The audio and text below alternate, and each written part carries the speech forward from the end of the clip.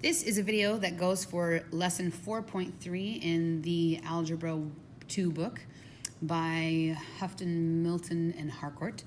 And this is the standard that it covers. So it's ARAIC 7, which basically means that something in algebra says you're supposed to solve a system consisting of a linear equation and a quadratic equation in two variables, algebraically and graphically. So for our school, in order to get a 2, you would have to just be able to solve a simple system algebraically and graphically. Step 3 is just a deeper thinking questions on that. Step 4 is applying that deeper thinking, usually with a story problem, and that's exactly how we did it.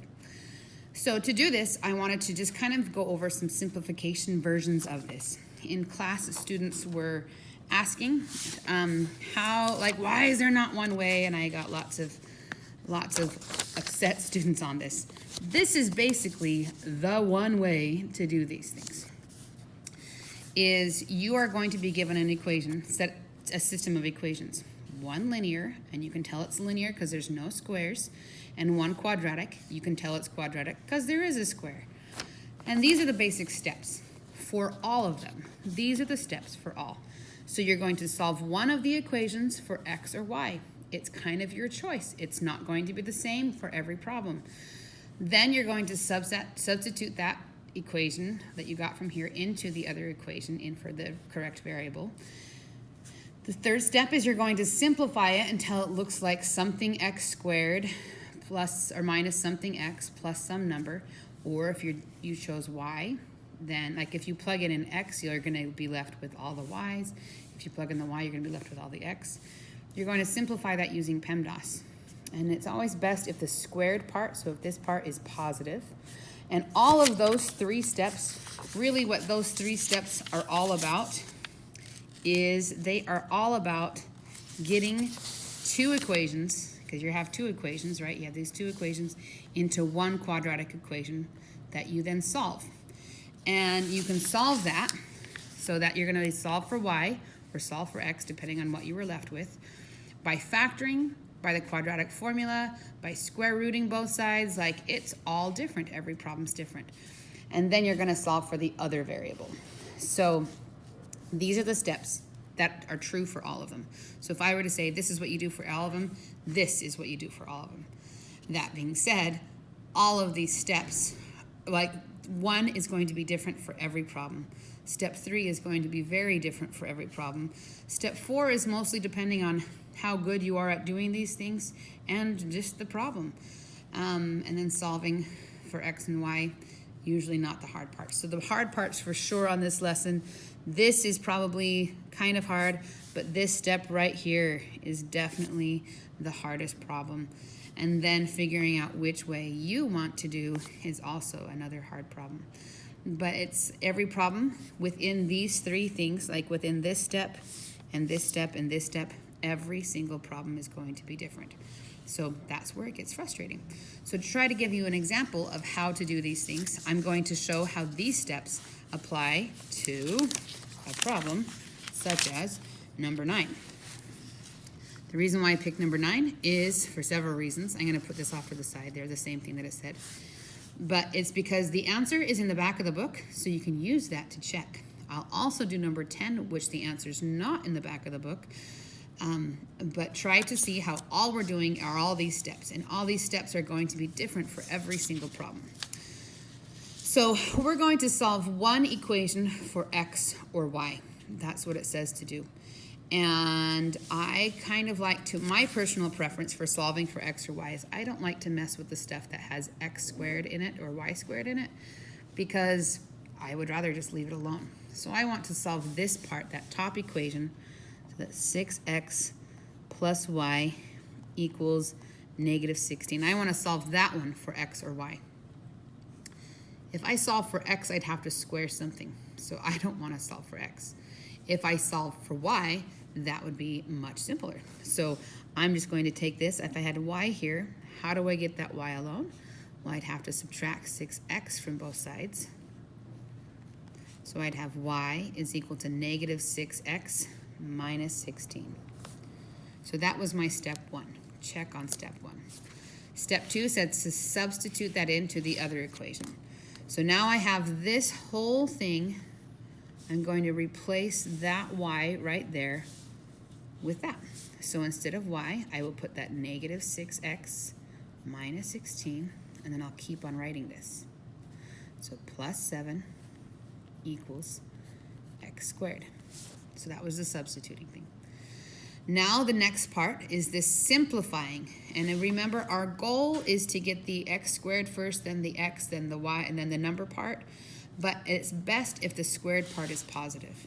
So I can see that right here, x squared is already positive. That means I want to combine like terms and move everything over there. So I said doing this using PEMDAS.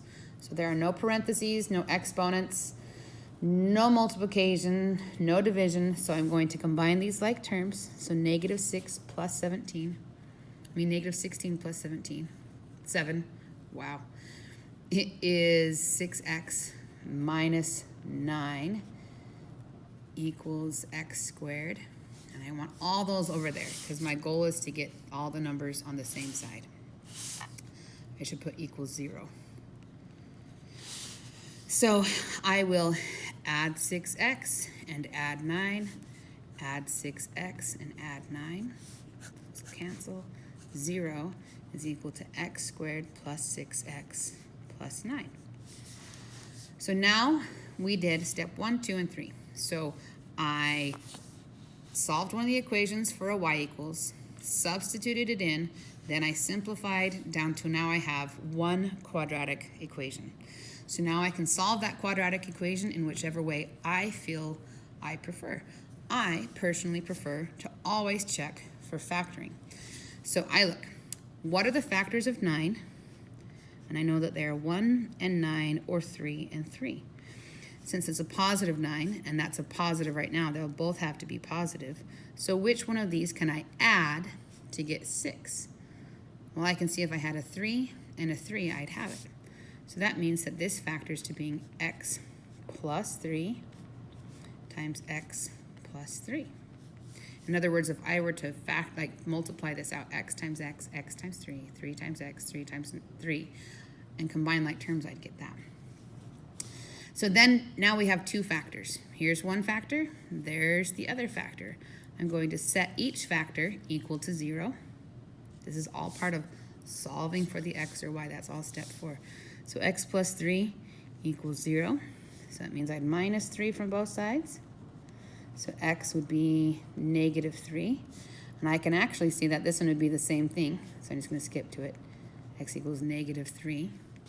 So now I can see that I'm only actually going to have one answer, and it's going to start with negative 3 and then something. Because my answer, I should put this. My answer is going to be an x, comma y, and maybe another x, comma y. So I now know that x is 3. So since I know that x is 3, then I'm going to come back up to one of my equations up here. I'm going to use this one. So I'm going to bring that down. So y equals negative 6x minus 16. And I'm going to put negative 3 in for that x. So when x is equal to negative 3, I'd have y is equal to negative 6 times negative 3 minus 16. Negative 6 times negative 3 is 18. Minus 6 is 2. So the answer is negative 3, 2. So notice there's only 1 on this one. If I went too fast, slow the video down, pause it, do whatever you need to make sure you get it. But these are the steps that we followed. We solved one equation for x or y. We substituted that into the other equation. So we solved for x or y. We substituted that into the other equation. We simplified it down until we had one quadratic, and then we solved that quadratic. We only had one x on this one, so we had one answer.